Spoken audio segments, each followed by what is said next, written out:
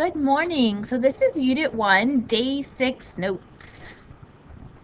Alrighty, we're going to go over inverse functions and then at the end go over odd and even quickly. So it says if a function receives an input, we'll say x from the domain, it manipulates it and then outputs the value f of x. The inverse receives the value f of x as an input number, so the value f of x, manipulates it, and outputs goes back to x.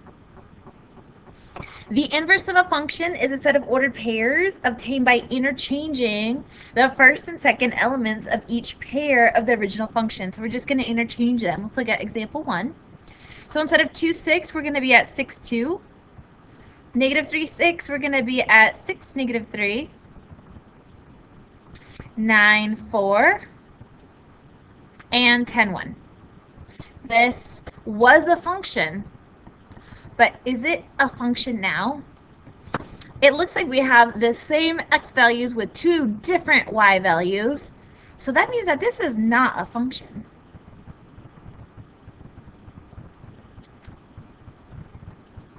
All right, let's look at this one. I'm going to interchange them. Start off by interchanging them. 5, negative 2. 3, negative 1. 7, 3. And 12, 4. It was a function. I had distinct x values with all different y values, and now it is still a function. I have distinct x values. So this is still a function.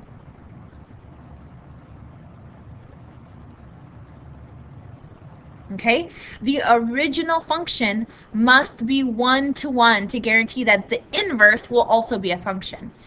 The function f is said to be 1-to-1 if for any choice numbers, say x1, x2, in the domain of f, if f of x sub 1 is equal to f of x sub 2 only if they pick the same number.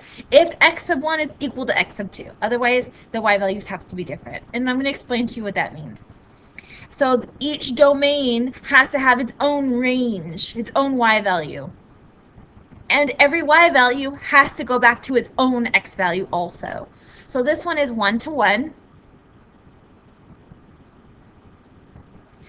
This one is a function, so every x value, they each have a distinct x value. This is a function. But since these two x values go to the same y value because of this right here, this is not 1-to-1. So the inverse will not be a function. Okay, this one is not even a function. This x value has two different y values. So this one's not even a function. So it's not going to have an inverse. Okay, so these are the three different types that we will see. So we're already familiar with the vertical line test. The vertical line test just makes sure that it is a function. The horizontal line test will help us determine if the function is 1-to-1. So first you have to know that it's a function, and then we can determine if it's 1-to-1 based on the horizontal line test. If the graph of a function is known, f is known, if every horizontal line intersects the graph of the function at most 1 point, so not more, but 1 or less, then f is 1-to-1. We're going to go over what that means. So this is horizontal, that means left to right, and this horizontal line intersects my graph only once, right here. So this is a function, and it is a 1-to-1. We know that this is a function because the vertical line test only touches it once, but the horizontal line test intersects my parabola twice. So that's not a function. That's not 1-to-1. It is a function, but it's not 1-to-1. This function, it is a function because it passes the vertical line test, but this one is also not 1-to-1 because it intersects my graph 3 times right here. So these are not 1-to-1.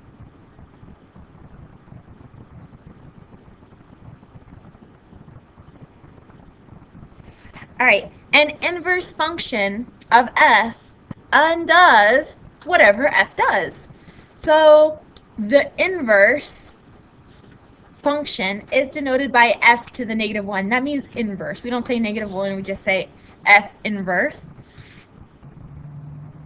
And is a function such that the inverse of f of x equals x. And if we did the opposite, f of the f inverse of x also gives us x. So if these two are both true, then f is an inverse of, then they are going to be inverses of one another. It is the reflection of y equals f of x with respect to the line y equals x. So we're going to go over what that means also. Remember when I said it undoes whatever your function does? So we're going to go from the domain of f to the range of f, and my inverse is going to take it back. This is now going to be the domain of the f inverse, and it's going to take it back. This is going to be the range of my f inverse. So this is my function, and then the inverse function takes it back.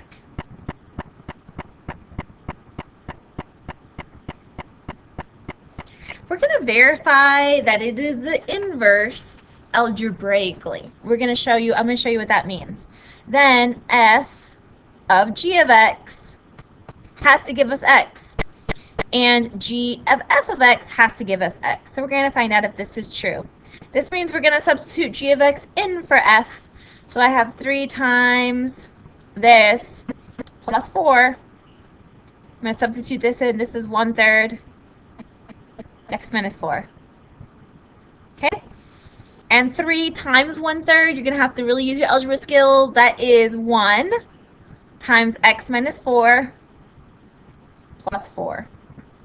Minus 4 plus 4, this is just going to give you x. That's exactly what we wanted. The other way also has to give us x. We'll find out. G of f of x also has to give us x. So I'm going to take f of x and substitute it in for the x value of the g. So I have 1/3 this minus 4. Minus 4. X is now 3x plus 4. All right, plus 4 minus 4 is 0. So we have 1/3 of 3x, which you guys know 1/3 of 3x is just 1 times x, which is x. They both gave us x. Therefore, f and g are inverses of one another. They are. What this looks like graphically is they are going to be symmetric about the line y equals x. So I'm just going to graph that line y equals x. That goes to the origin, and x has a slope of 1/1. If there's no number in front of it, then there's a 1 in front of it, and it looks like this.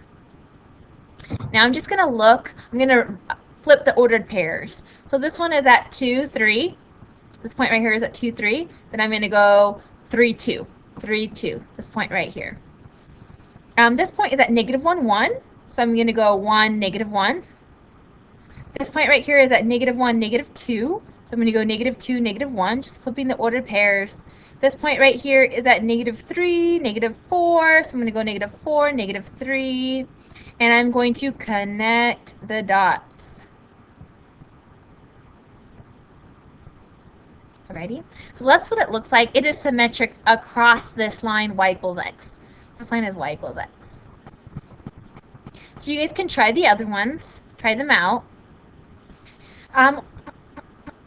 So we already went over how to see if they are inverses of one another, but how are we going to find out what the inverse is?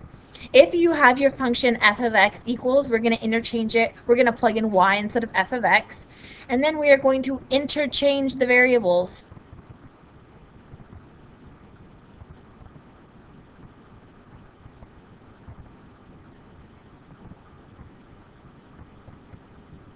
Interchange x and y.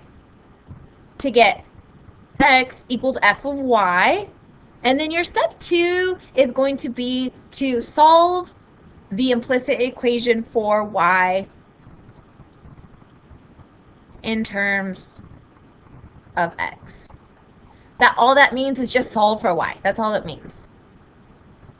So what we're going to do is first, I'm going to rewrite this equation.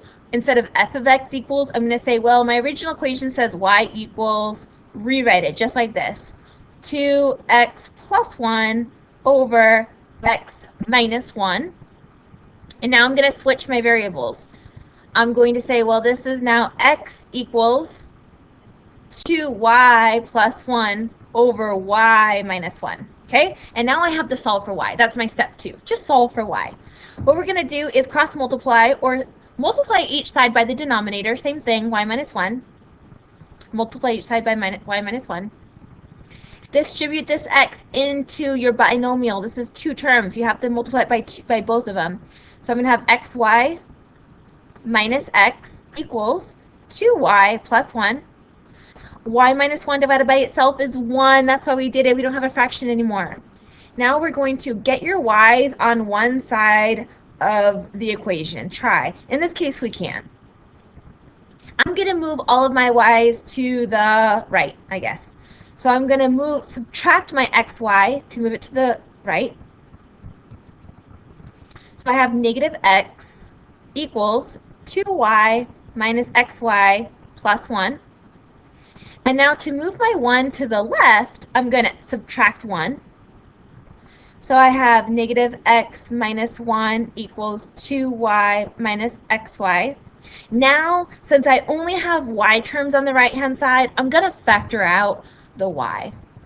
And I still have negative x minus 1 on the left equals 2 minus x times y. And factored out the y from both terms. Now, whenever we are trying to solve for your variable, to isolate it, we've got to divide by whatever's multiplied by it. So divide by 2 minus x, divide by 2 minus x, and that's it. Y equals negative x minus 1 over 2 minus x. And what I'm going to do is just factor out a negative sign. Factor out from the top. So I'm going to have x plus 1. Factor it out from the bottom. So I'm going to have negative 2 plus x. I'm going to change the order. So I'm going to have x minus 2. Okay? Just change the order. And my final step is to write it in this form. So I'm going to rewrite it up here. Sorry guys, if you have room, just keep writing it there. My final step is just to write it f inverse of x equals x plus 1 over x minus 2. And actually you guys could have kept it like this. It would have been fine. It's the same thing. Alrighty. I want to put in my restriction. Before, x could not equal 1. Now, x cannot equal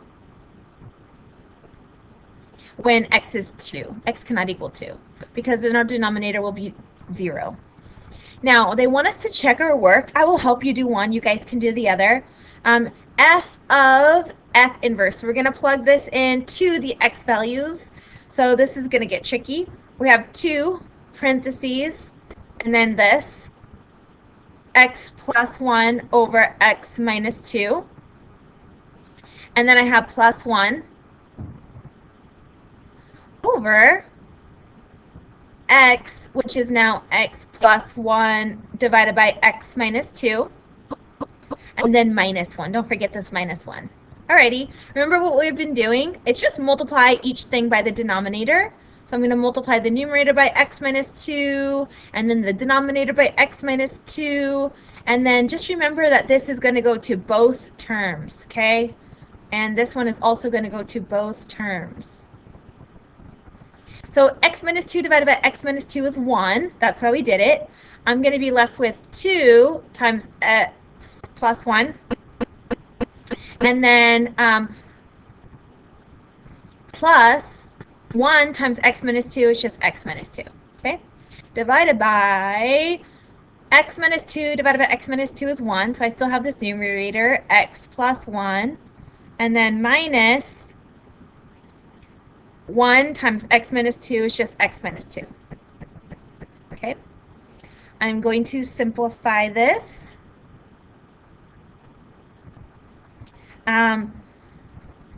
2, I'm going to distribute this 2. So I have 2x plus 2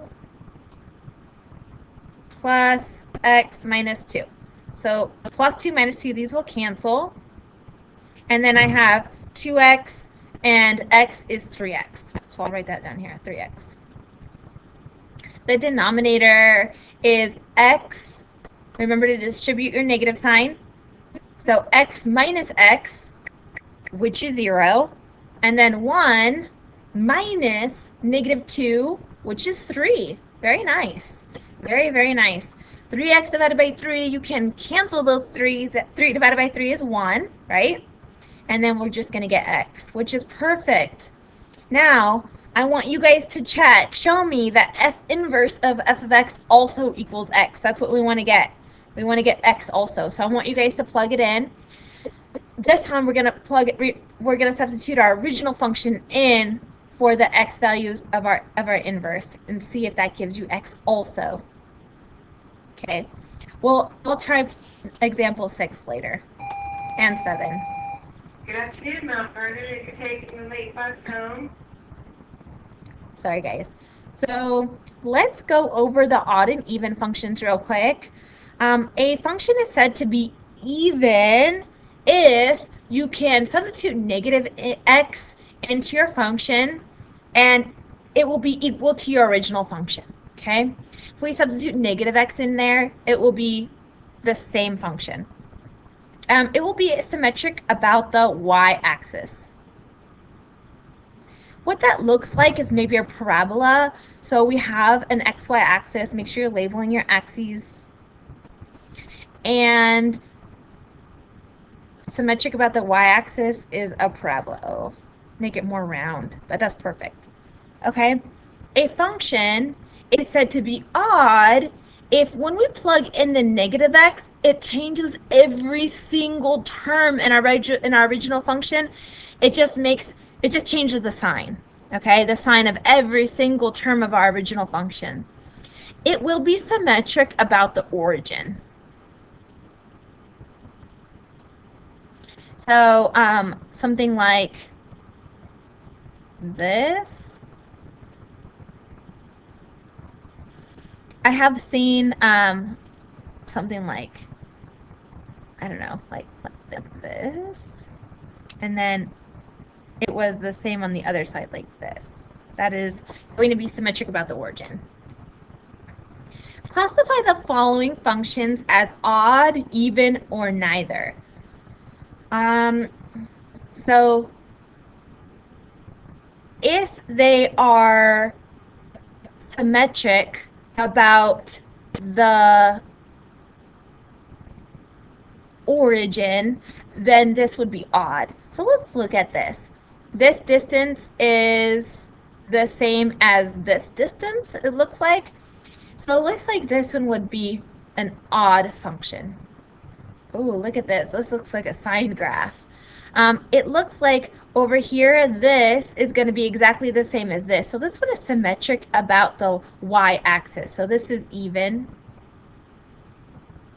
I really want to do the ones algebraically. What we're going to do, what happens when I plug in f of negative x into here?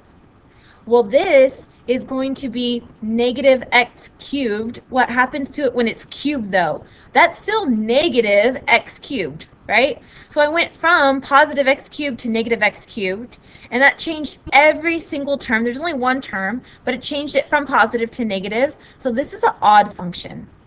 I'll put it right here. But x squared is not odd, because when I plug in negative x, I get negative x squared. Remember, anything squared is positive, x squared. But that's the exact same thing I had before. So if it's the exact same thing when you plug in negative x or substitute negative x in, that's an even function. Let's try this. When I substitute negative x, f of negative x is equal to negative x plus 5 because there's already a negative out there, right? So I just brought that down. And this means positive x, right? But only one sign is changing. This sign is changing from negative to positive, but the 5, then the sign in front of the 5 did not change. So this one's actually going to be neither. It is not even or odd. Neither even nor odd, okay? And that's what I want you guys to try with example 9. And that is going to be what we're going to do today. And then take your quiz. So try these out, and then we will take your quiz, okay? Have a great day.